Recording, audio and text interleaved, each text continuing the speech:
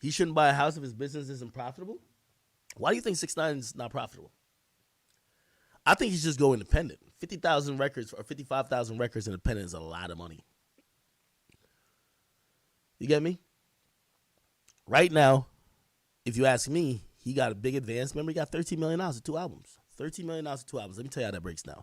So he's getting a $13 million, but now his label's trying to recoup, right? So let's be practical, right?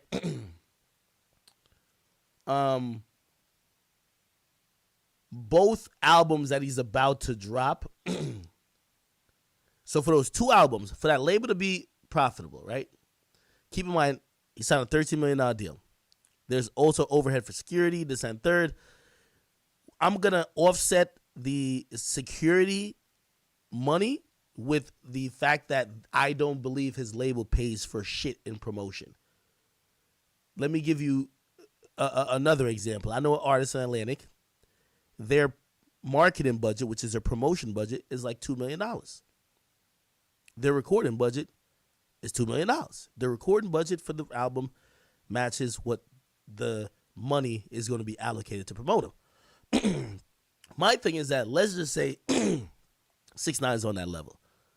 I don't think his label has spent more than $300,000 promoting him. So yes, the rest of the money that y'all would normally spend to market the nigga, yeah, you better get some security for him. So I know people are thinking like he's really like not profitable, but I would probably say no, just because I feel he saves the label a lot of money in other things that he does naturally. Like, keep it 100. Like, it's like Trump. Nigga, do you think Trump is paying for let's just rank promotion. Let's say Joe Biden gets 95, like it's a score, 95 in promotion, and Trump gets 95 in promotion.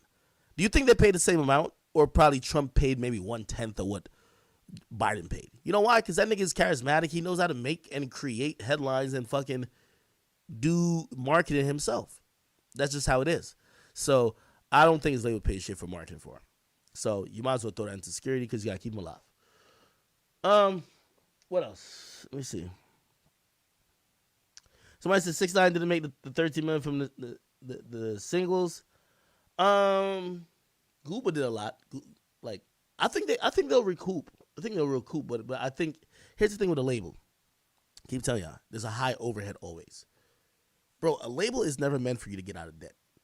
Like a label, like, yo, I remember this story. I'm gonna tell you now. I can't mention any artist name, but if you do watch me, hopefully it's to sometime gain some insight where all these fake ass niggas in this industry, they will never give it to you.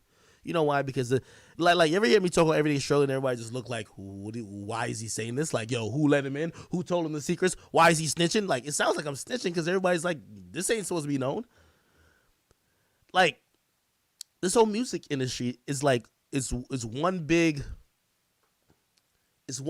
game where like everybody know what's up and everybody knows the finesse, but no one's supposed to talk about it. When you talk about it, you're fucking it up, right? And usually only the artists who talk about it is the ones who already been kicked out the industry. But you've never had somebody who the industry still kind of needs to deal with. And I'm humbly, I'm going to put myself in that position.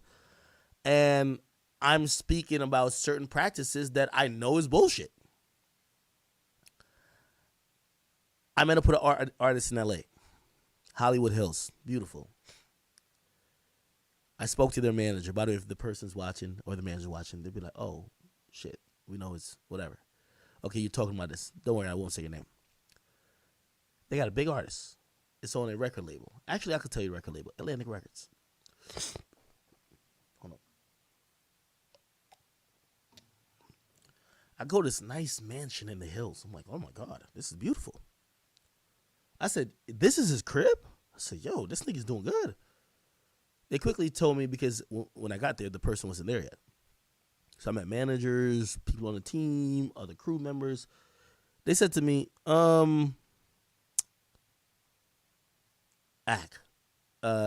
this ain't his crib at all. He has a different house. I said, what? I said, this is a dope house. Why don't he stay here? He said, well, this is the house that Atlantic got him to record the album.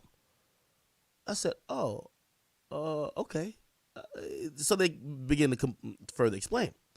They said this house is like a vibe setter, but somewhere he could stay, kind of incubate, and there's also a recording studio within the house. I said, damn, that's kind of cool. Now, this is where money comes in. Y'all go with numbers? Because I am. Let me tell you. This mansion, nice pool, nice view, beautiful elevator in the crib. Lo, this shit looks beautiful. I ain't gonna lie to you. Now, they say to me, somebody said I told a story? All right, cool. I'll tell you again. It's $3,000 a day to rent the shit. I said, what? They said, every day we stay here, it's $3,000. I said, what? They said that's what the label pays every day. So I was talking to the manager. I said, yo, can't y'all do a lot more? Like, bro, if y'all, he don't stay here. He leaves his homies to stay here. He got his whole different crib. He only comes here to record sometimes. Why don't y'all just build him a studio in the name of whatever y'all have as management or whatever his, like, you know, everybody has their own imprint, and record there? You could build him a studio for $70,000. Instead, he's renting this place he rented it for, I believe, 6 to 9 months. Let's call it 9 months. For $3,000 a day. Do the math on that. $3,000 a day for 9 months. That's 9 times 30. How many? I'll do the math for you. Just think about this. 30 times 9. 270. 270 days in about 9 months. Times 3,000. $810,000. What I was saying that if the dude don't stay there, he's not using the property other than to show up sometime and record. I get it. It's a homie chill out spot. But you could get a studio for, let's say, $100,000. You could have saved $700,000. You know what the manager said to me? Which this epitomizes the whole record industry to me. Trust me, I didn't want him to do that. But here's the thing. They have to use the budget. So when we go back to talking about 6ix9ine, when y'all is saying whatever, yo, a label's job is never to make you mad profitable. They'll give you wild budgets, and they're hoping you run through it because they don't want to pay you shit. Everything to them is written off. And they take their fees off top. Even for Drake. Like, there's a 30% distribution fee if you distribute through Republic UMG. So they already got their money. It's in their interest to not show a big profit margin because they don't want to split shit with you. So they give you cost after cost after cost.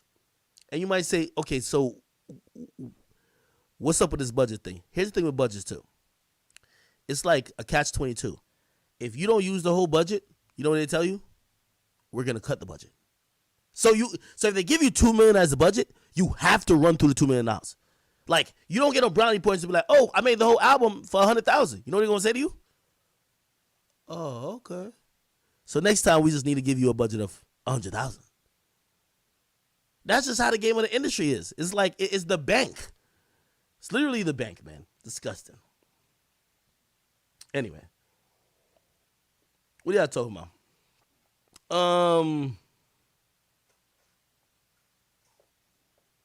Is $37K a win for Tory?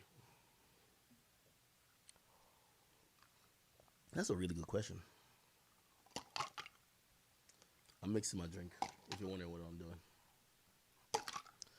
Because this is smoothie mixed with a little bit of liquor. $37K. Is it a win for Tory?